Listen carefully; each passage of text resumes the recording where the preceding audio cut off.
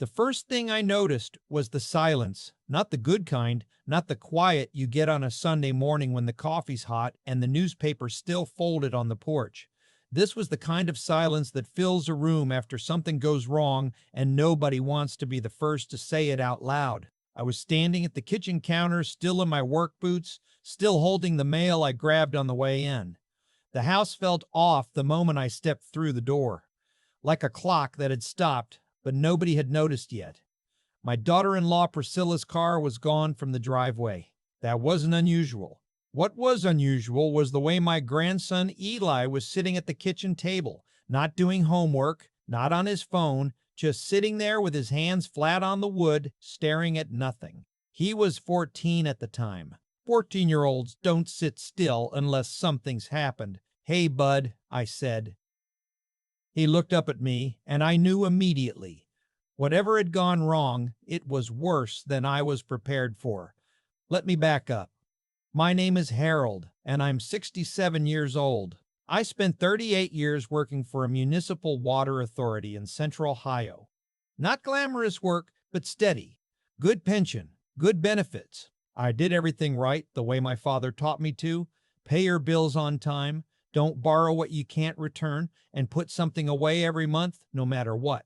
By the time I retired 4 years ago, I had just under $90,000 in a savings account I'd been building since my 40s. That money wasn't for vacation or a new truck. That was my floor, the number I needed to feel like I wasn't one bad month away from losing everything. My wife, Linda, passed 8 years ago. Breast cancer, caught late.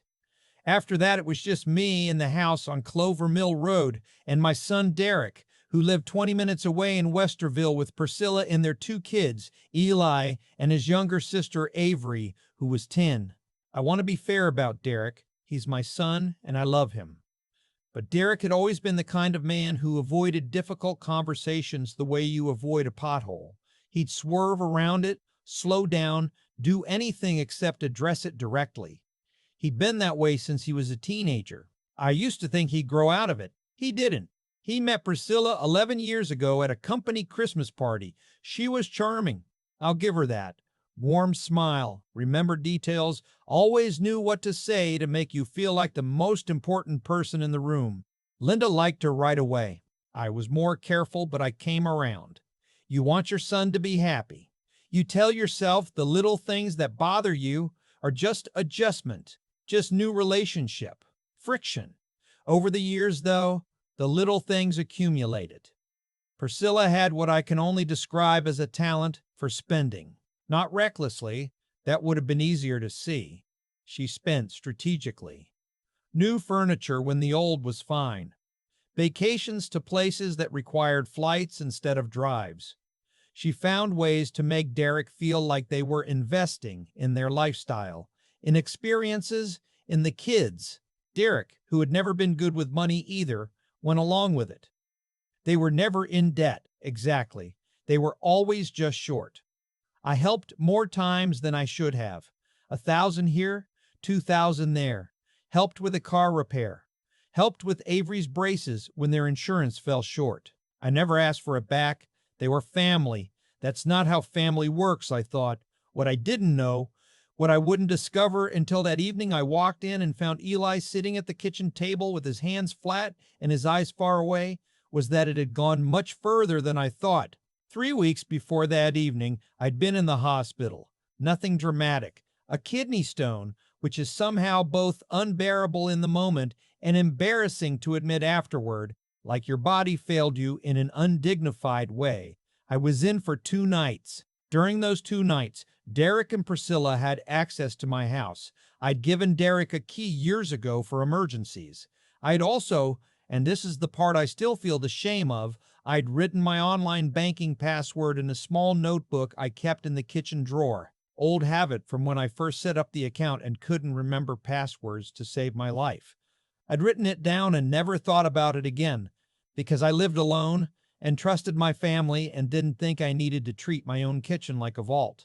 When I got home from the hospital, I felt fine. A little weak, a little sore, but fine. Grateful to be home. I didn't check my bank account for 5 days. No particular reason. I was resting. I was watching television and eating soup and letting my body recover. On the sixth day, I logged in. I sat at my computer for a long time without moving. The savings account showed a balance of $412. Not $4,000, not $40,000, $412. I checked the transaction history with the strange, detached calm of a man who cannot yet believe what he is seeing. 3 transfers over 8 days. The first on the day I was admitted. The second, 2 days later. The third, the night before I was discharged. Each one went to the same external account, an account I did not recognize, had never authorized, had never seen before in my life. $86,000 gone. I sat there for a long time. Then I picked up the phone and called Derek. He didn't answer. I called again. Voicemail. I texted, "Call me as soon as you get this. It's important."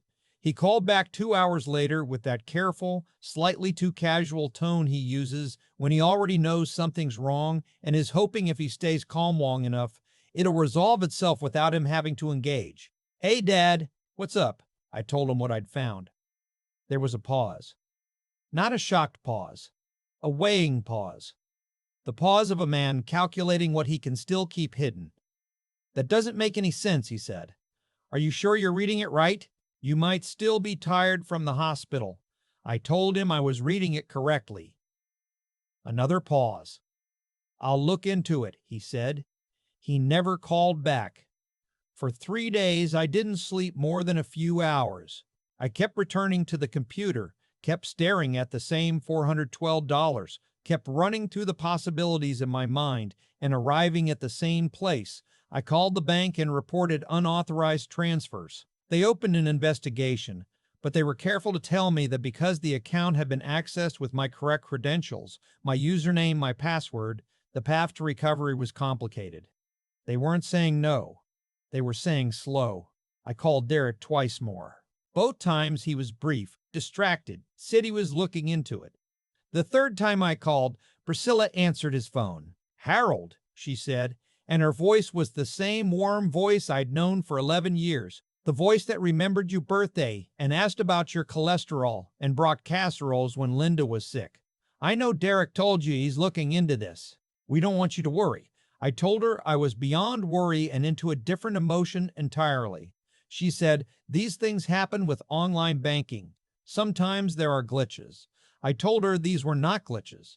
These were 3 separate transfers, all authorized with my credentials, all to the same account, all executed within the 8 days I was hospitalized. The warmth in her voice shifted slightly. Not gone. She was too practiced for that, but recalibrated.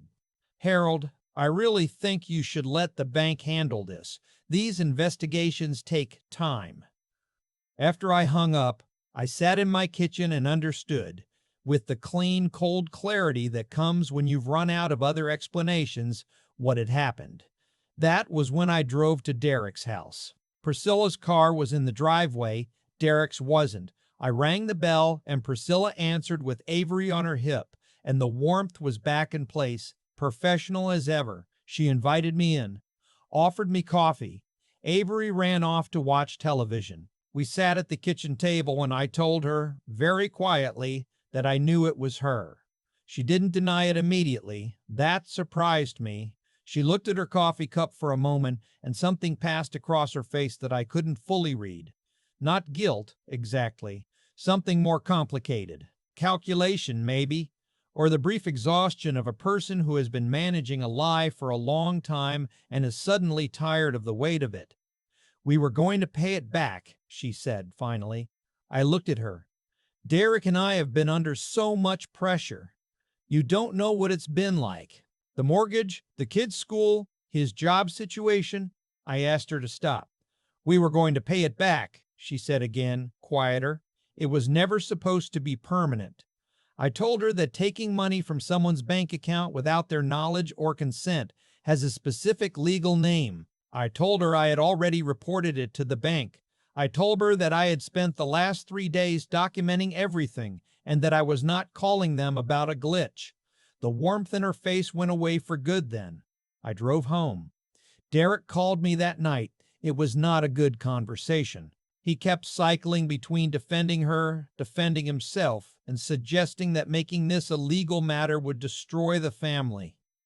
He didn't apologize. He said he was sorry I was upset, which is not the same thing, and never has been. I told him I wasn't upset.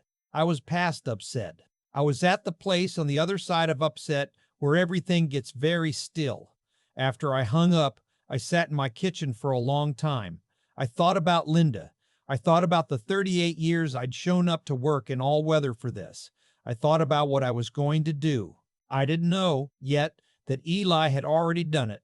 That was the night I drove to their house and found Eli sitting at the kitchen table. Priscilla was gone. Derek was somewhere. I found out later he was at his brother-in-law's place.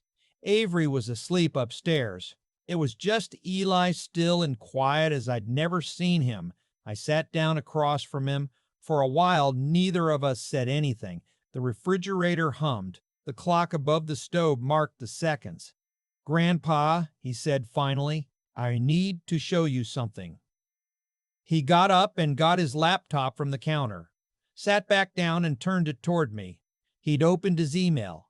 There were 5 messages in the thread. The first was from 3 weeks ago, the night before I went into the hospital.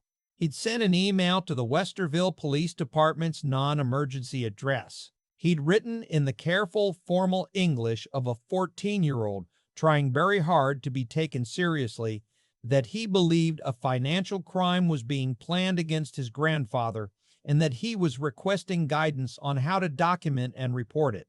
I looked up from the screen. He was watching me steadily. "I'd been watching her for a while," he said. "I saw her on your computer once when you went to the bathroom during Easter. I didn't say anything because I wasn't sure. But then when you went into the hospital, I got scared. I went to your house the first night. I told Dad I forgot my jacket there. He let me go inside while he waited in the car." He turned to the next email. A detective named Marcus Boyd had responded within 2 days. He'd taken Eli seriously. The messages back and forth were careful, methodical, Eli asking what evidence would be useful, Detective Boyd explaining the process. Illy confirming the account numbers from a bank statement he'd photographed in my kitchen drawer when he retrieved the forgotten jacket. By the time I discovered my account was empty, Eli had already given the police everything they needed. "You did this," I said. "I wasn't asking. I wasn't sure it would work," he said. "I'm sorry I didn't tell you sooner. I didn't want you to stop me." I didn't say anything for a moment. I was looking at this boy, this 14-year-old who still had a periodic table on his bedroom wall and wore the same sneakers 3 years running because he never asked for new ones. And I was trying to understand how he'd had the presence of mind to do what I, the adult, hadn't thought to do. "I was scared," he said more quietly. "I didn't want you to lose everything. You worked really hard for that money. I know you did." I reached across the table and put my hand over his. Neither of us said anything else for a while, and we didn't need to. The investigation moved quickly once the bank's internal findings were combined with what Eli had documented. Priscilla was formally charged 6 weeks later. 1 count of unauthorized access to a financial account, 2 counts of wire fraud.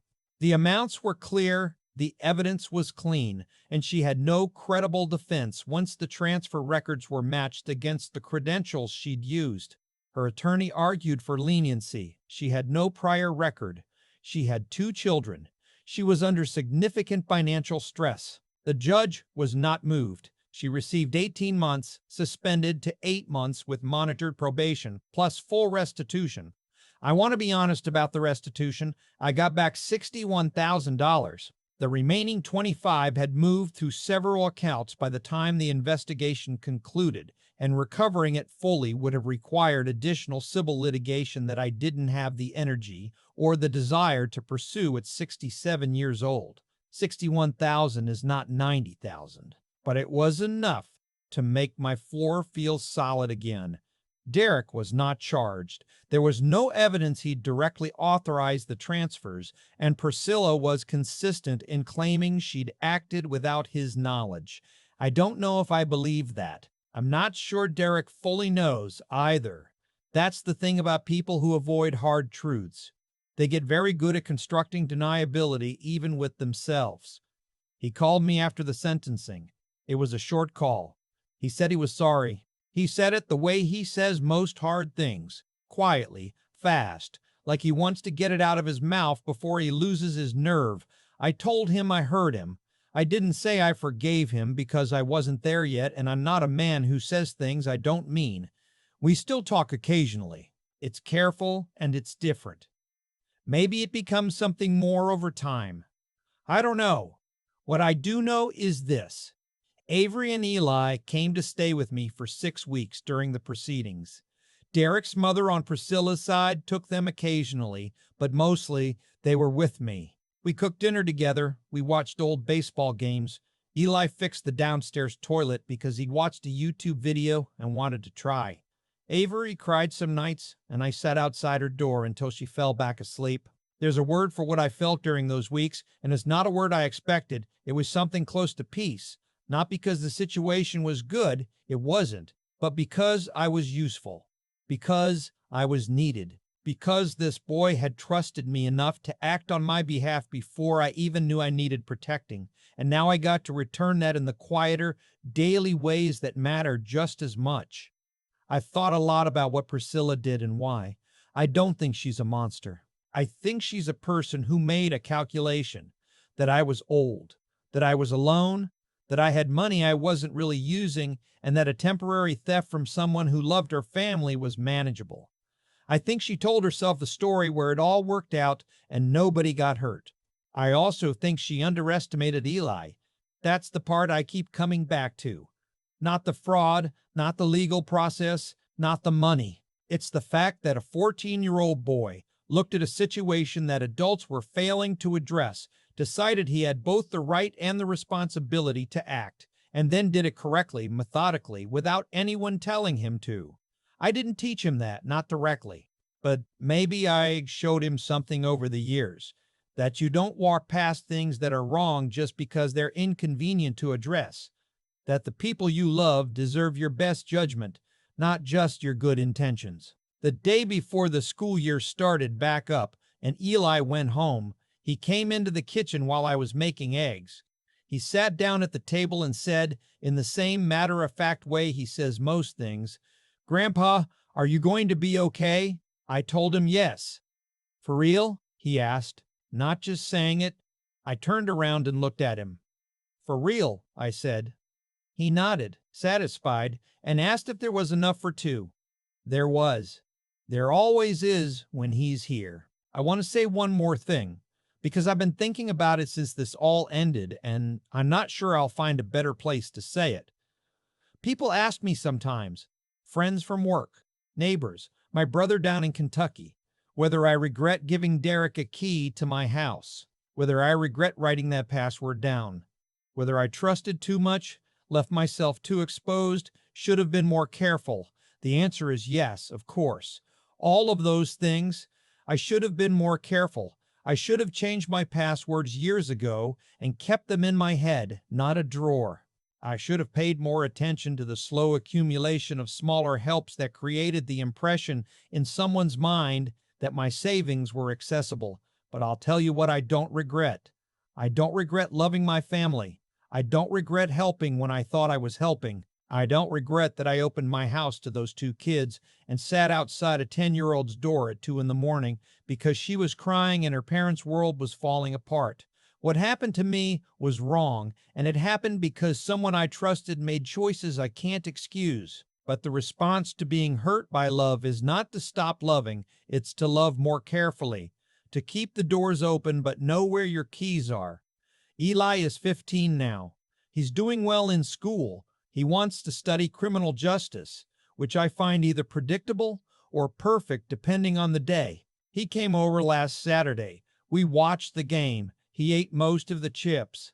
At some point, he fell asleep on the couch with his shoes still on, and I put a blanket over him and stood there a minute in the dark living room, listening to him breathe.